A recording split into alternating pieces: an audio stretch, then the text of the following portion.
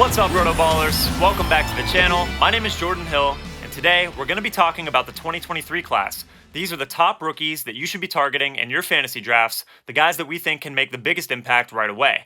Now, I'm going to be giving one quarterback, two running backs, two wide receivers, and one tight end with some honorable mentions along the way, so you can consider this a all-rookie fantasy team of sorts. Without further ado, at quarterback, I'm going with the Indianapolis Colts 4th overall pick, Anthony Richardson.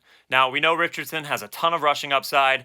We know he's arguably the most athletic quarterback to ever come into the NFL.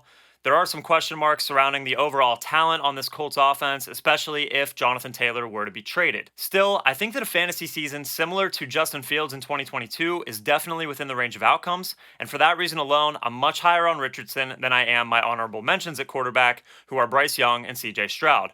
Both of whom I view as maybe safer options than Richardson, but they just don't offer the upside that he has, and I'm not really targeting them in single quarterback leagues. My RB1 in this class is pretty obvious. He's a lot of people's RB1 in fantasy already for this season. Bijan Robinson of the Atlanta Falcons. I mean, when you use a top 8 pick in the NFL draft to take a running back, you should be expected to give a lot of work to him right out of the gate.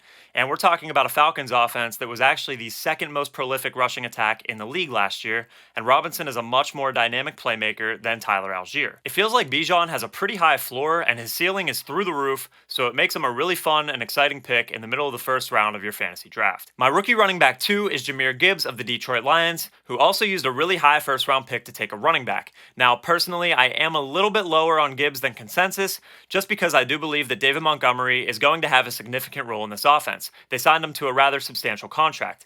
Still, I don't think we can ignore the fact that Gibbs is supremely talented, offers a lot of upside in half PPR and full PPR leagues. The Lions are going to have to throw the ball a lot, and Gibbs should be a focal point of the passing game. It remains to be seen just how much work Montgomery takes away near the goal line and on first and second downs, but if you want to go all in on Gibbs, I really can't blame you, and I think it's very likely that he finishes as the second most productive rookie running back in 2023. And very quickly, my honorable mentions at running back are Zach Charbonnet of the Seattle Seahawks and Tank Bigsby of the Jacksonville Jaguars, both of whom find themselves in pretty similar situations. I do think that both will offer some weekly flex consideration at some point this season, but I'm not sure it's possible that either of them become the leaders of their respective backfields. My rookie wide receiver 1 for this season is the Minnesota Vikings 23rd overall pick, Jordan Addison. There are over 160 vacated targets in Minnesota with the departures of Adam Thielen and Dalvin Cook, and of course some of these targets should continue to go to running backs, but this is an offense that attempted almost 40 passes per game last season, so there will be plenty of opportunities available for Addison,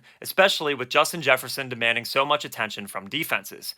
Addison is a great route runner and can be an elite separator, so I wouldn't be surprised if he flirts with top 24 numbers over the second half of the season, even if it takes him a little bit of time to get going. Selected just one pick before Addison was my wide receiver 2 here, Zay Flowers of the Baltimore Ravens. Like Addison, Flowers is explosive and a great route runner, and I really like his potential to become the #1 receiver for Lamar Jackson. This is a title that didn't hold a lot of weight last year, but let's not forget that Marquise Brown was nearly a top 12 fantasy option when playing with a healthy Jackson in 2021. This offense should be completely different under new OC Todd Monken, and if they up the pace a bit and throw the ball a little bit more, I think there will be plenty to go around for both Mark Andrews and at least one of the options in the receiving core to succeed. Of course, this could end up being Rashad Bateman or Odell Beckham Jr., but both of them have struggled with injuries, and I think Flowers offers the most upside of the bunch. Some honorable mentions at receiver include Quentin Johnston and Marvin Mims. The Chargers could have one of the best offenses in football this season, but Johnston faces really steep target competition in Keenan Allen, Mike Williams, Austin Eckler, and even Joshua Palmer. Mims, on the other hand, is looking like a week 1 starter as Jerry Jeudy is expected to miss a few weeks. I wouldn't be shocked if he establishes himself early on, but there is the added risk that this Denver offense simply still isn't any good with Russell Wilson under center. Last but not least, my top rookie tight end is Dalton Kincaid. The Buffalo Bills took Kincaid as the first tight end off the board with the 25th overall pick, and he'll reportedly have a prominent role right away.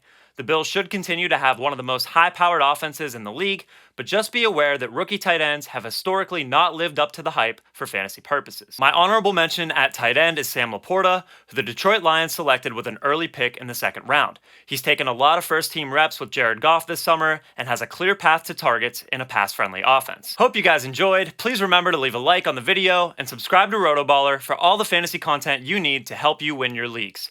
Thanks again for tuning in, and best of luck in your fantasy drafts.